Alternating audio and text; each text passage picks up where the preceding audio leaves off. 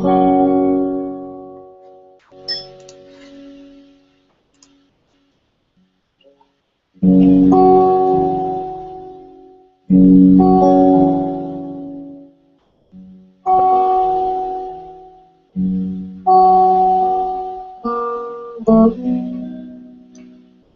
come to me by starlight, in a gown of gauzy white, your sacraments revealed and sealed. High priestess of the night, you whisper vespers, whisper prayers, whisper vows of faith and fear. In still and silent grace you stand, as I in trembling awe draw near.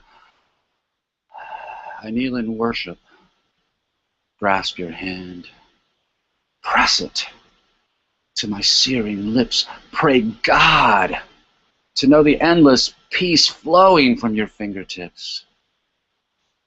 You come to me in night divine, your glory lit by crowning gold. You consecrate by hungry glance, devotion's heat and evening's cold. You come to me, I kneel, I stand. You lay me on the dewy ground. You guide my worship, guide my hands. Lead my heart, your heart, to sound. You speak to me with loving grace. You catechize in passion's glow. You reach, you teach, you seethe and burn, and I am blessed by truth to know. You come to me in gauzy gown, high priestess of the night. I lay in awe, in faith, in fear, lifted to your heaven's light. I wrote that poem.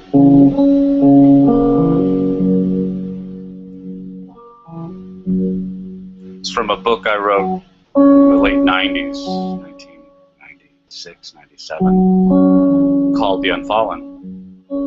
And I've been playing with it this week with that particular poem, among other things, because I'm putting together a new.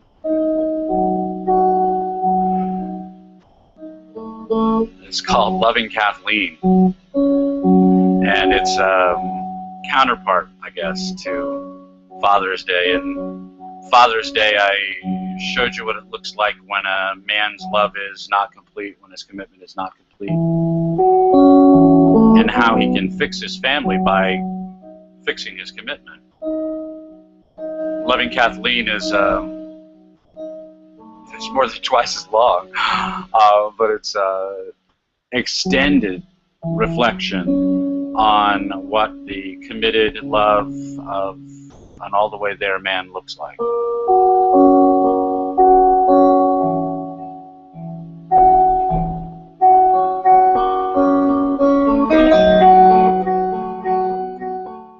So I guess that makes me the turd in the punch bowl for real, or I will be by Friday. This book will be published on Independence Day, July the 4th, which is my wedding anniversary, the anniversary of my marriage to Kathleen Collins. And so this book is a anniversary present to her, but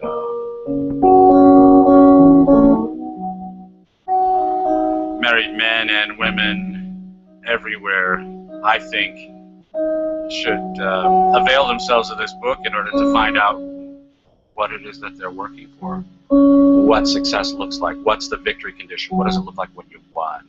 This is a book about what it looks like when you've won. This is a book about what a storgic, romantic love looks like, a love that is based on sexual attraction but then grows into the full experience of an enduring love of families. And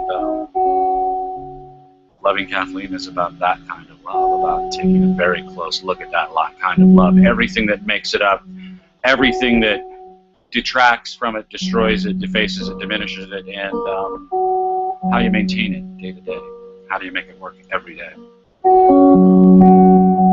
It's a book of poetry, really. I'm a poet. I mean, that's really my job. Of all the jobs that I could name for myself, that's the one that I'm really best at, is I'm a poet. And this is a book of poetry, and so we start today's Church of Splendor homily with a poem from that book. That particular poem happens to be Kathleen's favorite. My wife's favorite poem in the book is The Gown of Gauzy White. She comes to me by starlight. And it should be. That should be the poem that in this book that every woman likes best, because it, I think, exemplifies the worship that goes into a man's ardor. That when a man is really, and when a man loves a woman, when a man is really in love with a woman, it's much more than simple animal lust. I mean, that's a great deal of it, and that's one of the things that makes it very enthralling for her, is the depth of his ardor, the frenzy of his ardor. But that's only part of it, and the rest of it is emotional and intellectual, spiritual, if you want. And that component is uniquely human, and it's the uniquely human act of love, the uniquely human act of lovemaking that is celebrated in this book all the way through. If you're in the mood for racy bits, there are some interesting racy bits toward the middle, but the best examples of enduring romantic love in the book are examples that don't involve a whole lot of sex, that involve relationships, grandson to grandfather, for instance, owner to pet.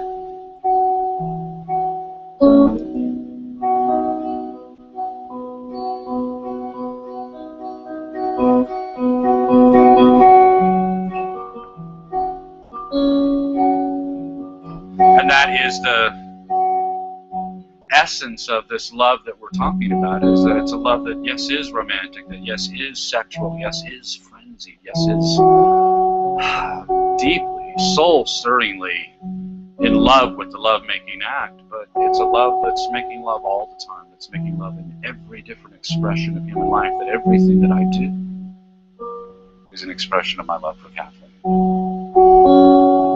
And there are lots of little things that I'm doing when you think that I'm devoting all my attention to you that are partly focused on her as well, because she's never absent from anything I do. She's always right there next to me in my mind. That's what makes us married.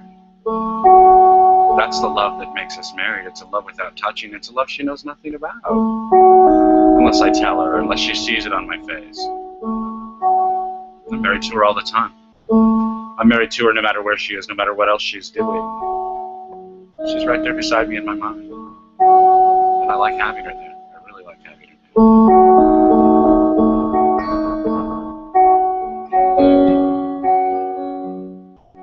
So, if this book doesn't make me the turd in the punch bowl, then maybe it'll make a whole lot of people more serious about pursuing that kind of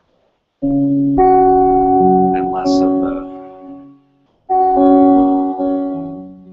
unreasonable facsimiles, the inferior substitutes. One of the delights that Kathleen gets to undergo in living with me is she gets to listen to me talk about everything all the time. We've got cats going crazy today, so you're just going to have to live with the noise. There'll be background noise. But she gets to live with me talking about all this stupid crap that goes through my mind all the time. And one of the things that I've been talking about lately is South Park aesthetics. I haven't watched South Park in at least a year because I decided that I wanted to avoid satire. I really have kind of a hostility towards satire right now, which is unusual because I've written a ton of it and I really like it. It's really enjoyable to me, but it's a joy that I don't want to indulge because I don't think it's good for me. I've talked about this before, that the only art I'm really interested in is comedy, just like this 12-bar blues that I always play. Everybody thinks the blues is sad. No, the blues is comedy. The story behind the blues is how I eventually got laid. That's the story, is how I eventually got laid. And the word eventually is what tells you that it's comedy, that you're going to go through Act 1, jeepers, what am I going to do? Act 2, I can't do nothing but fail. Act 3, hey, it all worked out in the end anyway. That's comedy. That's, you know, you say it that simply and it sounds dumb, but you've heard that story a million times and you loved it every time. And in the blues, you hear that story 40 times a day and you love it every time. And South Park you think of as being comedy, but it's not. It's satire, and satire is tragedy with jokes. That the story arc of a comedy moves from worse to better. That the hero learns and masters new ideas, and in applying them he achieves better behavior, and his better behavior results in his ultimate success. That's the plot of comedy. And that's a good plot, because it's a plot about people getting better. It's about people improving their lives and getting better.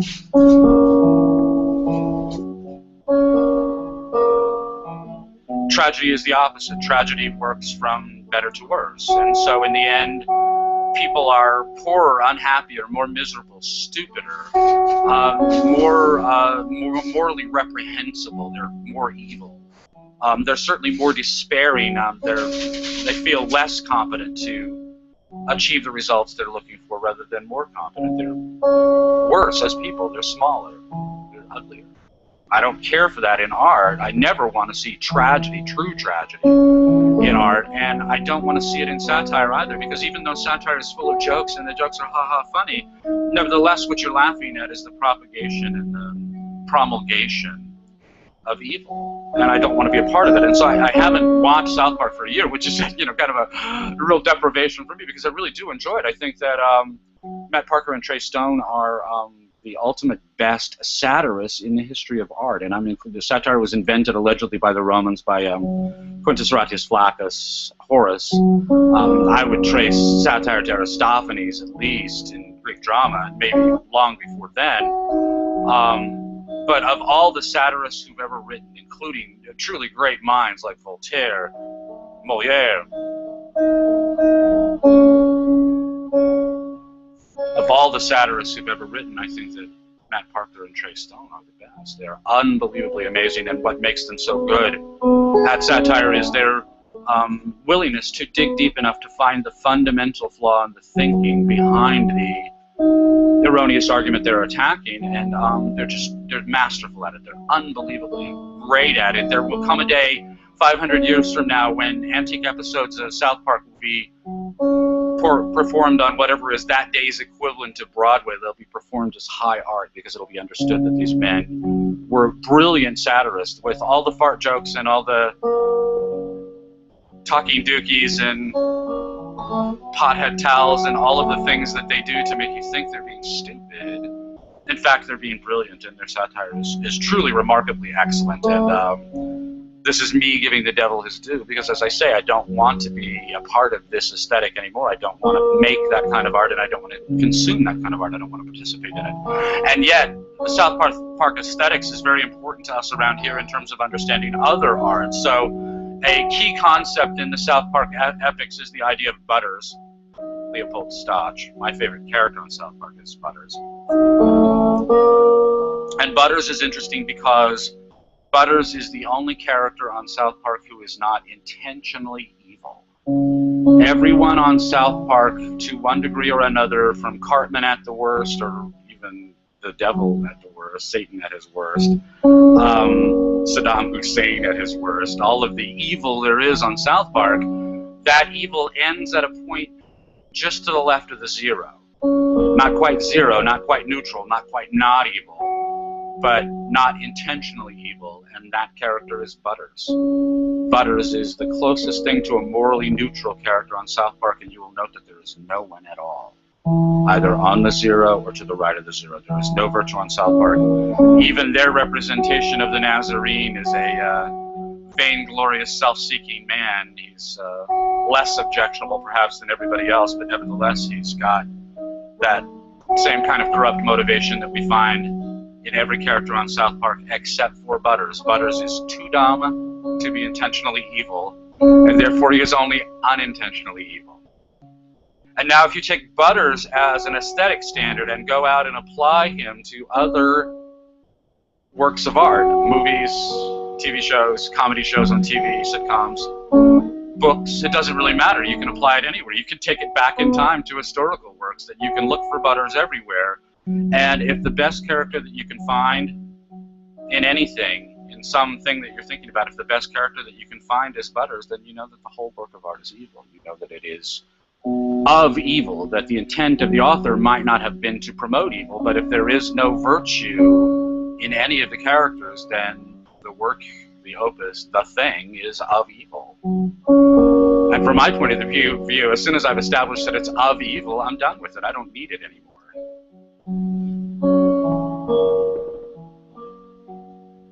So, Family Ties, for instance, just to pick an example, it's a television show that Kathleen loves a lot, and it's funny, so I watch it with her. The jokes are good. There are a lot of really subtle jokes in the show, and I like those. But it's every one of the characters on the show is evil, persistently, consistently evil. Generally speaking, we call them Lucy plots. This goes back to Lucille Ball, the Lucy Show. That a Lucy plot is a situation where, in preference to telling the truth and paying the piper, paying up for your mistakes, in preference to being honest, you do something deliberately dishonest, and then you suffer comeuppance for it. This is the essence of the pratfall. And Lucille Ball didn't invent this; she just perfected it, and she perfected it because she had to have something new every week. And she was really good at coming up with a brand new Lucy plot every week. And if you watch sitcoms in particular, but all kinds of crap art, you're going to see Lucy plots all the time because it's real easy. It's real easy to engage the audience in something that they can take delight in because it's funny. They're full of, farcical, farce meaning fart jokes. That's what farce really is the perfection of the fart joke in one way or another, whether you're rubbing cherries in your hair or...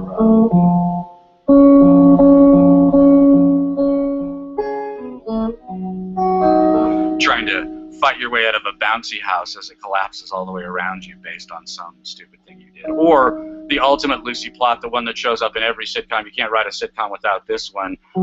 Faking your recent history in order to go to your high school or college reunion. So to fake a better life than the one you have, which, if you want to talk about a fundamentally anti-life premise, that's it. That the truth of my life is not something I want to be proud of. The truth of my life is not something I want to share with people. The truth of my life is not something that I want to celebrate. Celebrate my results, but also simply celebrate my self-responsibility. This is what I did with my time. This is what I made of it. No, whatever it was that I did, I want to pretend that that's nothing and pretend that something else is everything instead. The elevation of the 0 over the 1, whenever you find yourself saying 0 is greater than 1, you are in the land of evil. You are attempting not just to move the 0, you are attempting to invert the number line so that your vice becomes virtue. That's what 0 is greater than 1 means. And that's the essence of every Lucy plot, is 0 is greater than 1. The lie is preferable to the truth.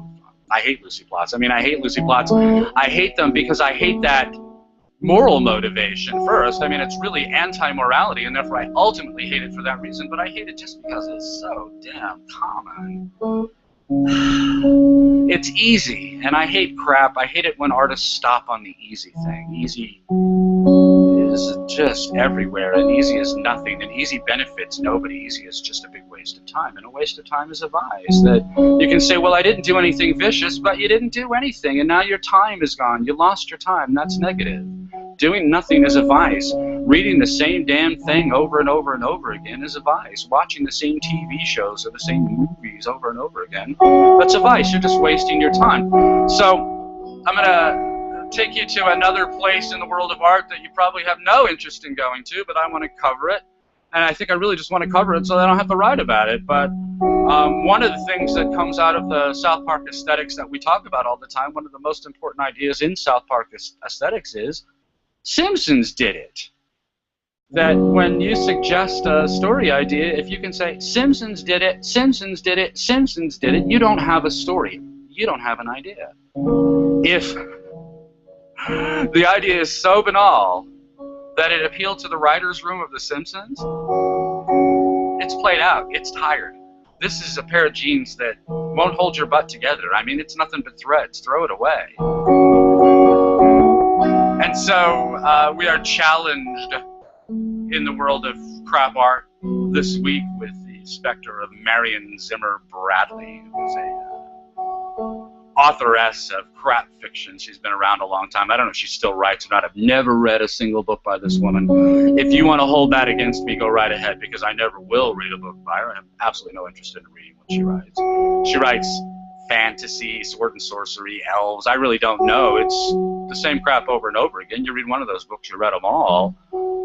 There's nothing that's interesting in any of it, so why bother? You know, my guess is the lady is poetic in the same way that someone like Orson Scott Card is very poetic, and Does Orson Scott Card deserve to have a future? I don't know. I mean, he's an interesting poetic writer. Is there anything there that anyone will care about 100 years from now or 500 years from now? You won't know. I won't know. We won't be here. I bet against it, and I think Orson Scott Card is pretty good. Marion Zimmer Bradley, whatever she's got going for her in terms of her abilities as a poetess, she has nothing else going for her. It doesn't really matter what she did. She is temporary. The people who were between the ages of 15 and 25 when they picked up a Marion Zimmer Bradley book may read one, may read two, they may read them all. They may read them all in sequence. They may read them all over and over and over again. But that window that she starts publishing at, say, 25 and she stops publishing at, say, 55, 65, give her 40 years, she's got a 10-year window on a 40-year window, and that's it. At the end of that 40-year window, everybody who's 25 when her last book is published will never read any of them. Never read any of them. If you haven't read a Marion Zimmer Bradley book by now, you never will, because she's temporary. And the only reason that she's news right now has nothing to do with her qualities as a writer. She's news right now because it's rumored or reported, alleged that she's, you know, some kind of strange sex maniac, and that she and her husband or boyfriend or second husband or whatever, because there's going to be transitions, marital transitions in here, but she and her man, whoever her man was, were engaged in all kinds of bizarre sexual behavior with each other, with other people, and a particular moment with their children, or with her children, or some of her children, or whatever. And I couldn't give a shit. I truly don't care. The only thing that makes this news is people arguing with each other. Should we or shouldn't we? Are Marion Zimmer Bradley's books so important that we should overlook these allegations of child molestation, or are the allegations of child molestation so serious that we should purge Marion Zimmer Bradley from our memories?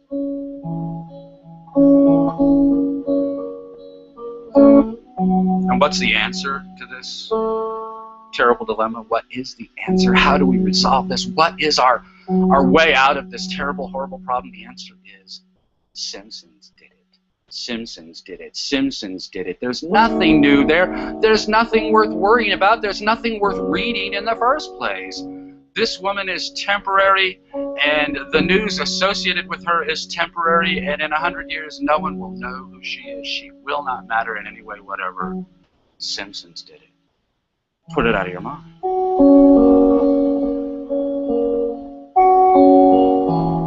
And I think about this, South Park, Lucy, Marion Zimmer Bradley, and all of the crap fiction that goes along with her, sword and sorcery fiction, elvish fiction, science fiction, a zillion and one alien plots, or a zillion and one interstellar empires, or a zillion and one dystopias, future histories, alternative histories, a zillion and one John Waynes with bigger and better guns all the time, the Terminator everywhere, a zillion and one spy novels, a zillion and one mystery novels, a zillion and one romance novels, and it's all the same crap. Simpsons did it. Simpsons did it. Simpsons did it. Get rid of it. Good God, get rid of it. If you consume this kind of art, go to the library, investigate your selections on Netflix, find better art. And if you produce this kind of art, good God, what the hell is wrong with you? It's only money. You can always get a job down at Dairy Queen. You don't have to take money whoring yourself, producing the same dumbass crap over and over and over again. Good God, Simpsons did it. Get over it. And I think about this in particular because we watched A Doll's House this week. I wrote about it a little bit on Facebook. We watched it in April, just before I got seriously started with writing Father's Day, and we watched it again this week after Father's Day, and oh my goodness, Father's Day really informs that play like I never saw it before. And I want to make time to go back and read Ibsen in detail, in order, starting with Brand or so, starting with Emperor and Galilean, starting at the point that he got really serious about producing great drama. I want to go back and read him in order because I have a completely new understanding of The Doll's House that I never had before. And I don't want to give it away here because I don't want to give away any spoilers. I can spare you from Marion Zimmer Bradley's plots because I don't know any of them. But I don't want to give you any spoilers for A Doll's House because it's such a wonderful, wonderful play. But I have a completely different understanding of Torvald and Nora and a really radically different understanding of Christine. And if we go back to the idea of who's the butters in a doll's house, there is no butters in the doll's house because Christine is actually good. Everyone in a doll's house, including Nora, everyone in a doll's house is deeply flawed and makes terrible decisions, except for Christine. And Christine always does the very best thing. I don't think she's all that self-loving a character, and I really would love to have a half-hour conversation with her because I think she's deeply admirable. I think she's a very admirable person. But certainly everything she does in that play is admirable, and she's the only character in that play who makes admirable choices, except for the ones who choose admirably in response to her initiations of action. So Krogstad ends up a more admirable man at the end.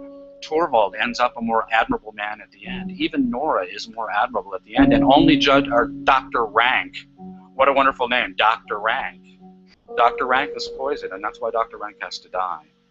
That's not a spoiler, so somebody always dies in the end of an Ibsen play. But Christine is not Butters, she's ultimately the anti-Butters, because she's truly morally good. And taking account that she's the only morally good character in the play, then my complete reading of the play changes, that I don't see it in the way that I saw it before, and I don't see it in the way that I think everybody else has seen it before, the way that resulted in the creation of this idiotic feminist movement. I think that's an incorrect reading of the play. I don't think that Ibsen is praising Nora in any way at all, not even at the end. I think he likes her better at the end, but I still don't think he has any respect for it. I'll stop talking now because I'm getting very, very, very close to spoilers. But I was killed by a doll's house this time, and the doll's house makes it plain what's wrong with Marion Zimmer Bradley and all of the Simpsons did it art that's out there, all of the crap that's out there. That Ibsen took on something that no one had ever touched before. And when he was done with it, no one ever needed to come back to it. I actually think I want to rewrite A Doll's House and give it a fourth and fifth act, or ultimately rewrite the third act and compress the first three acts into acts 1 and 2 and give it a new third act. But I think that the marriage of Torvald and Nora can be redeemed. They are at a point at the end of the play where, with just a little bit of work, they could redeem that marriage. It's very funny. The German government, the Crown of Germany, whoever, when A Doll's House was released, they banned the play. They wouldn't let the play be performed until Ibsen tacked on a phony ending where Nora comes rushing back to be with her children, which makes them the stick-it-outs. That's what happens. They had been a variation on the maybes, and now at the end they'll be the stick-it-outs, that Nora's going to stick it out despite the poison that is flowing between her and Torvald for the sake of her children. This would be a terrible, terrible thing to have happen, but this is the nature of the stick-it-out relationship, and chances are you know people your parents' age or your grandparents' age who are in that kind of marriage. But it's sad, you know, given that Nora and Torvald at the end of A Doll's House are really in a position where they could fix their marriage and have a wonderful, beautiful, happy family together, a really happy home life.